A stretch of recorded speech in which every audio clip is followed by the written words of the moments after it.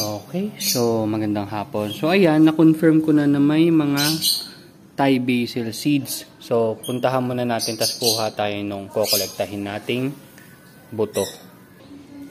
Okay, so yung nakita nyo kinolekta ko is nandito. Nandito sa maliliit na to. Ayan. Pero kukunin na rin natin itong isa. Kunin ko lang muna, putulin ko muna saglit.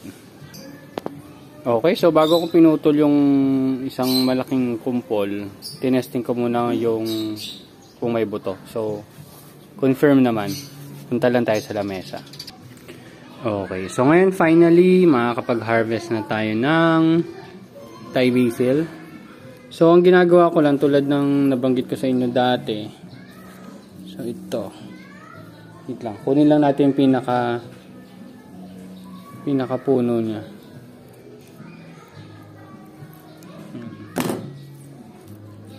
Ano lang naman yan eh.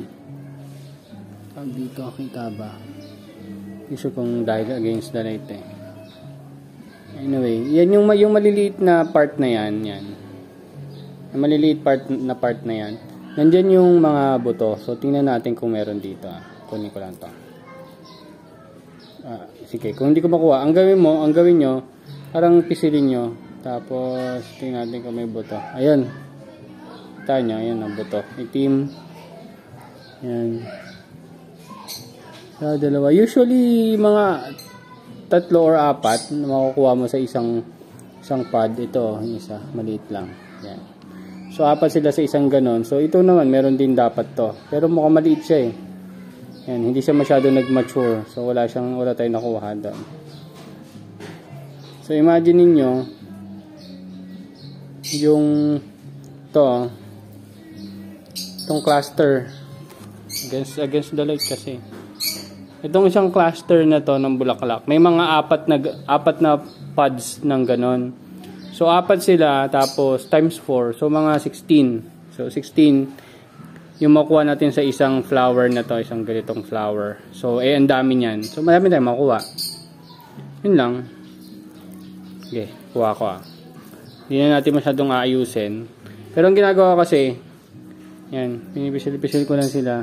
Yan, tapos may nahuhulog na ng mga maitim na buto.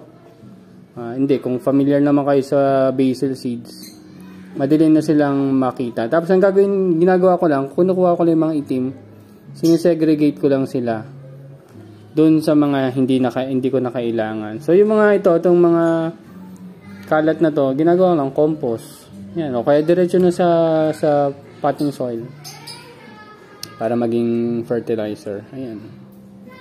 Yan o. Ilan pa lang yung nagkuha ko pero madami na yan. So soon makakapagawa na tayo ng seeds niyan. So itetest ko na rin sila siguro mamaya or bukas. Pero at least ngayon na naka-harvest na tayo. Yan. Kulay brown na sila. Yan, ano ba? Kulay brown. Hindi ko kita. Kulay brown. So, ibig sabihin, mature na sila at pwede mo na silang kunin. Okay? So, that's it. Tapos, habang dinudurog nyo sila, yun nga, pag inamoy nyo yung daliri nyo, amoy Thai basil talaga. So, kaamoy siya nitong dahon niya. Katulad lang din nung pag-harvest ko ng lemon basil. Amoy lemon yung flowers niya. That's it. So, thank you very much. Tapusin ko lang to, tapos ilalagay ko dito. And, ayun na. May bago na tayong i-imbak doon sa ating ref para for long storage ng ating mga Thai basil seeds. Tapos, magtatanim din tayo sa ating indoor nursery. Yun lang. Bye-bye.